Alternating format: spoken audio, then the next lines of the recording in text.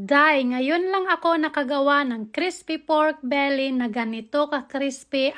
Oh my God! Crushed lamang ako dito ng 7 piraso na bawang, onion, 1 kilo ng pork belly, dahon ng laurel, sibuyas at bawang na pinagbabalatan ko kanina. Of course, hindi dapat mawawala ang asin at paminta at pakukuluan ko ito ng 1 oras or hanggang sa talagang maluto na itong aking pork belly. Nang makalipas ang 1 oras na pagpapakulo ko dito sa aking pork belly, ay time na para i-check ko ito gamit lamang ang tinidor at ready na ito. Pero bago ang lahat, pat dry ko muna ito bago ko uumpisahang lutuin. Paghiwa-hiwaan ko lang ito, lalagyan ko muna ito ng asin. Ready ko na itong aking air fryer. Nilagay ko lang dito ang aking pork belly and isiset ko lang itong aking air fryer ng 200 degrees Celsius. After 1 hour na pag-air fry ko dito sa aking pork, look at my crispy pork belly. Honestly,